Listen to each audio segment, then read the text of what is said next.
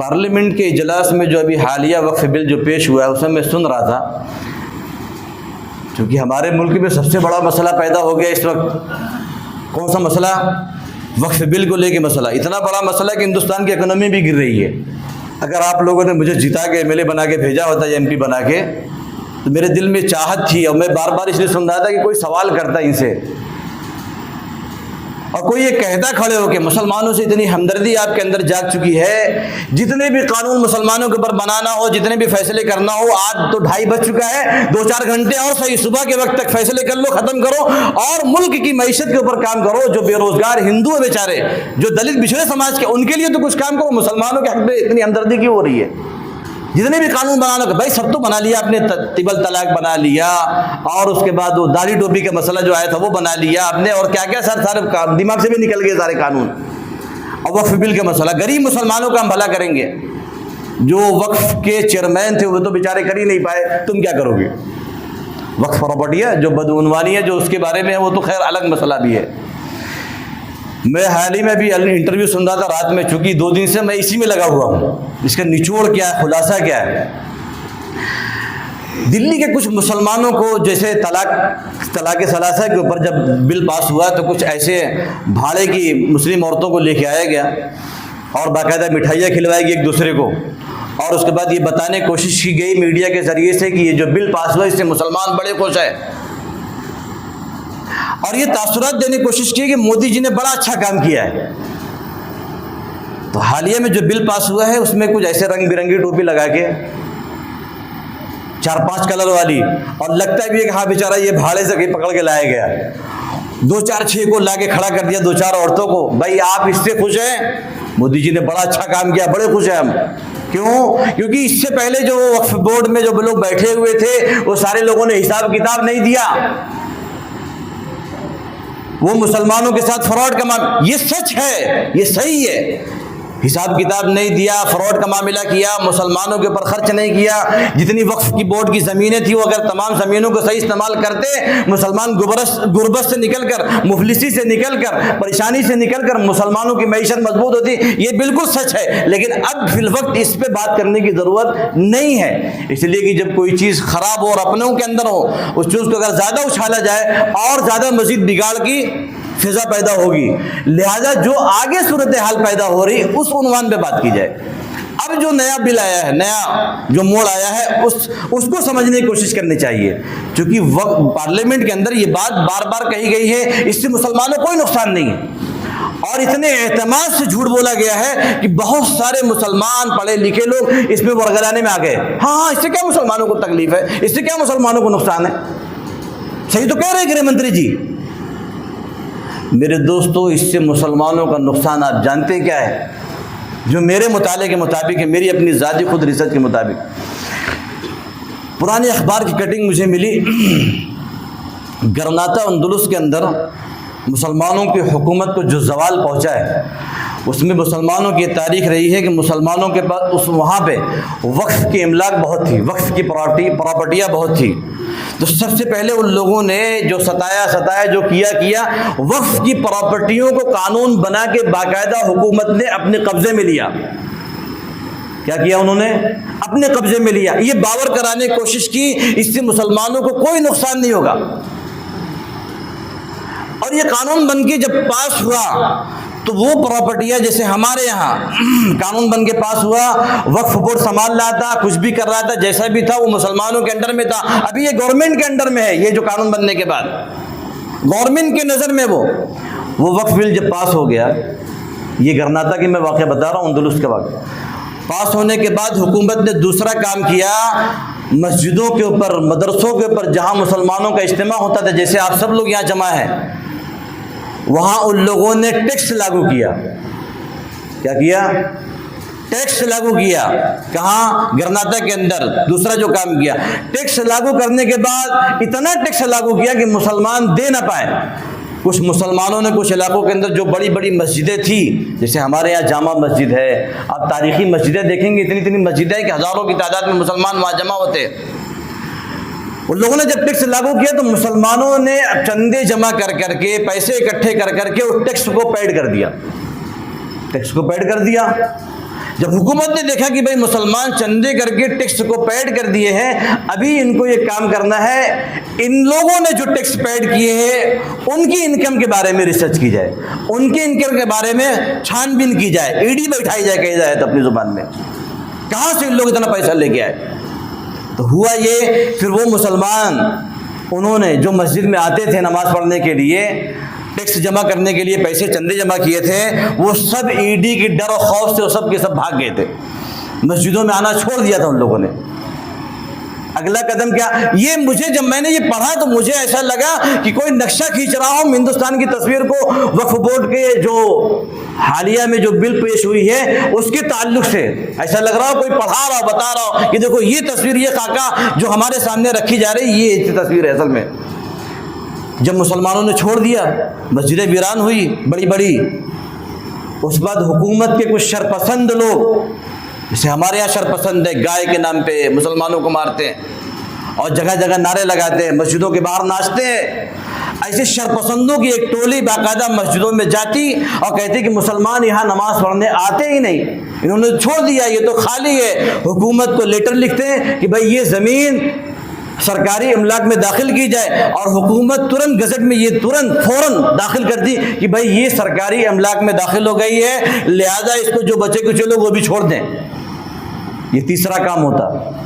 اس کے بعد پھر حکومت کے انڈر میں وہ مسجدیں آ جاتی، یا تو اس کو استبل بنا دیا جاتا، یا تو ناچ گانے کے جگہ بنا دی جاتی، یا شراب کے اڈے بنا دیے جاتے۔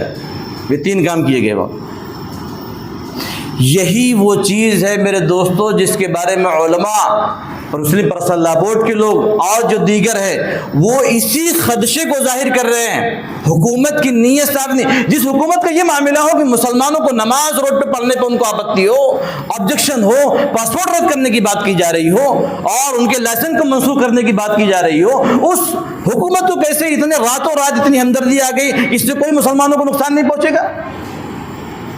اور مسلمان سڑکوں پہ نکل کے میڈیا پہ کہہ رہے ہیں ہاں بڑا اچھا ہوا، وہ فلاں اتنا کھا گیا اتنا کھا گیا۔ میں نے کہا یہ کم بختوں کا ذہن، ان کو تو پٹک کے پتھر سے اتنے سر پہ مارنا چاہیے۔ یہ کمینے ایسے گٹر چھاپ جو ہر محلے کے اندر رہتے ہیں، ہاں اتنا کھا گیا اتنا کھا گیا۔ ارے میں نے کہا اتنا کھا گیا اتنا کھا گیا، جو کیا وہ اللہ پاک اس کو سزا دیں گے، وہ کرے گا وہ بھگتے گا۔ لیکن فی الوقت جو حالات جو پیدا ہو رہے ہیں میرے دوستو، جن مسلمانوں نے ان پارٹیوں کے اوپر بڑا اعتماد کیا تھا، ٹوپی لگا لگا کے، وہ نائیڈو، وہ تو لگ رہا تھا کہ نائب امام ہے بیچارہ، وہ جھبا کبا دیکھا ہوگا آپ نے تصویریں، محلے کا جس مسجد میں نماز پڑھ رہا تھا وہ ہمارے مؤذن صاحب بھی کیا وہ ڈریس پہن کے آتے رہے ہوں گے، وہ امام صاحب کے پیچھے ایسا جھبا کبا پہن کے اور ٹوپی لگا کے، اور مسلمانوں کو محسوس بھی نہیں ہوا اور ٹوپی پہنا دیا سب۔ یہی کام بہار میں بھی ہوا۔ بہار میں امارت شریعہ میں لوگ جو وہاں کی عوام ہے بہت اعتماد رکھتی ہے، بہت محبت کرتی ہے امارت شریعہ سے۔ 3 دن پہلے امارت شریعہ کے اندر وہ ایسی پھوٹ ڈالی گئی، چونکہ نتیش کمار نے، میں صاف لفظوں میں کہتا، نتیش کمار نے باقاعدہ مسلمانوں کو افطار پارٹی کی دعوت دی تھی، اور میں نے شروع رمضان میں کہا تھا کہ مسلمان نہ افطار پارٹی کی دعوت لے نہ مسلمان افطار پارٹی کی دعوت دے، یہ مسلمانوں کا کام اب نہیں رہے گا اس ملک کے اندر۔ بہت ہو چکی چوچلے بازی ان لوگوں کی، میں نے شروع میں کہا تھا، لیکن مسلمان کہاں ماننے والے، وہ تو گلدان جھنڈا۔ کل کا اگر یہ لوگ آ جائے، کل کا میں کہتا ہوں، کل کا پھر مسلمان گاڑیوں کو صاف کریں گے، گلدان لے کے گھومیں گے، ان کے جھنڈے لے کے پیچھے پیچھے گھومیں گے، صاف کریں گے، ان کے جوتے اٹھائیں گے، سر پہ اٹھا کے رکھ لیں گے، ارے صاحب آپ کی غلطی کیا، چلو ٹھیک ہے، وہ تو آپ دباؤ میں تھے، پریشان میں تھے، کوئی بات نہیں، ہم آپ کو ووٹ دیں گے۔ پھر مسلمان ووٹ دیں گے، پھر وہی غلطی کریں گے مسلمان، اسی کا تلوہ جا کے چاٹیں گے۔ ہوا یہی تھا۔ عمارت شریعہ کے جو صدر صاحب نے، انہوں نے، نتیش کمار نے پارٹی دیا تھا دعوت، افطار پارٹی، انہوں نے بائیکاٹ کا اعلان کیا تھا۔ بائیکاٹ کا جب اعلان کیا تو نتیش کمار ہل گیا، یہاں کے جب مسلمانوں نے بائیکاٹ کا اعلان کر دیا تو ہماری کرسی سرک جائے گی، کیونکہ مسلمانوں کے ووٹ بینک سے انہوں نے جیتے ہیں۔ ہوا یہ، انہی میں ایسے باغی ٹولوں کو پیدا کیا، ایسے منافقین کو پیدا کیا جو اچھے اچھے علماء کا لیبل لگاتے، ان لوگوں نے بغاوت کی اور صدر صاحب کو ہٹایا اور پولیس کو چھاونی میں تبدیل کر دیا۔ 40 بڑے بڑے پولیس اہلکار، جو اہلکار ہوتے ہیں، عہدیدار پولیس والے، بنا کسی وزیر اعلیٰ کے، ان کے اعلیٰ کمان بننے کے، یا بنا کسی بڑے عہدیدار سرکاری گورنمنٹ کے آفیسران کے، بنا پرمیشن کے 40 بڑے بڑے آفیسر ان کے آفس میں گھس جائے، یہ ہو ہی نہیں سکتا۔ ان کی ضرور پرمیشن کہیں نہ کہیں پشت پناہی ہے۔ آخرکار ہٹایا گیا، پھر پارٹی میں لوگوں نے شرکت کیا، تب جا کے نتیش کمار کو سانس میں سانس آئی، ادھر نائیڈو نے بھی وہی کام کیا۔ میرے دوستو ابھی بھی ہوش کے ناخن لو، کب تک تم لوگ، کب تک میں کہتا ہوں مسلمانوں سے تلوے چاٹو گے، کب تک دوسرے کی کمان اٹھاؤ گے، کب تک دوسرے کے گلدان لے کے چلو گے؟ اپنی سیاست کو مضبوط کرو، اپنے اقتدار کو مضبوط کرو، اپنی قوت کو اکٹھا کرو۔ مسلمانوں بہت ہو چکا جھنڈے اٹھانا، بہت ہو چکا دوسرے کے تلوے چاٹنا، بہت ہو چکا۔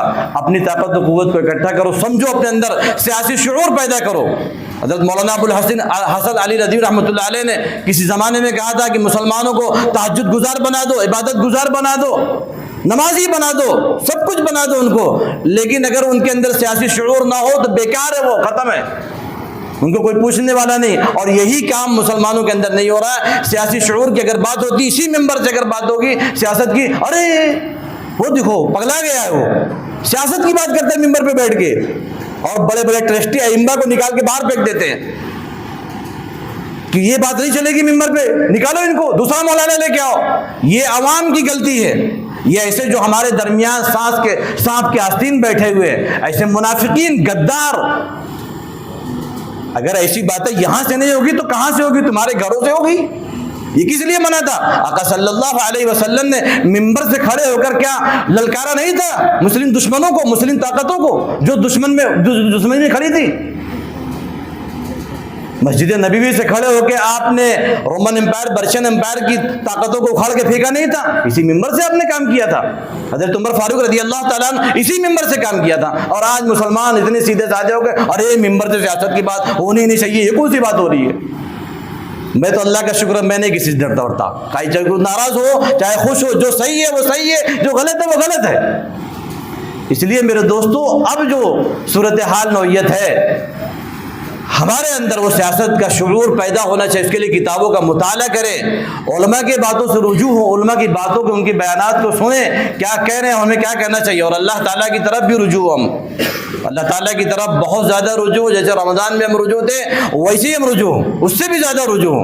مسجدوں کو ویران نہ چھوڑیں، نہیں تو وہی پھر ہوئے گا۔ آگے پھر میں نے جو رپورٹ پڑھا اس میں پھر یہ لکھا گیا کہ بعد میں پھر مسلمانوں کی جب مسجدوں کو بدل دیا گیا، پھر آپ صلی اللہ علیہ وسلم کے بارے میں اور صحابہ کرام کے بارے میں فلمیں، ڈراموں کے ذریعے سے ان کی تصویر کو مسخ کیا گیا۔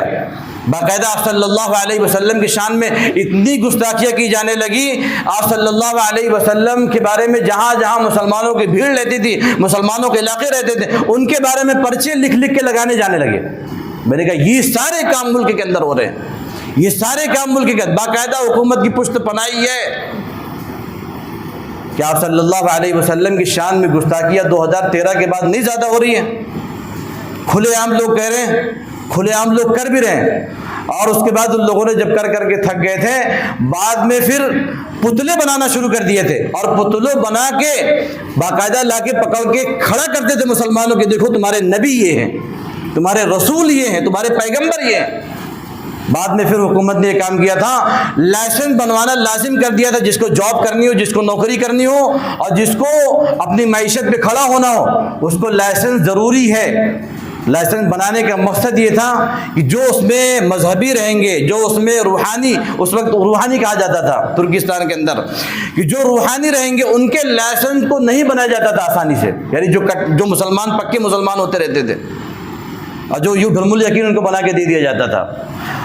مقصد یہ تھا کہ ان کی معیشت کو کمزور کیا جائے اور ان کو روزگار سے بالکل دور رکھا جائے، یہ مجبور ہو جائے ہمارے سامنے ہاتھ پھیلانے پہ، اور یہی کام ہمارے ملک کے اندر بھی ہو رہا ہے۔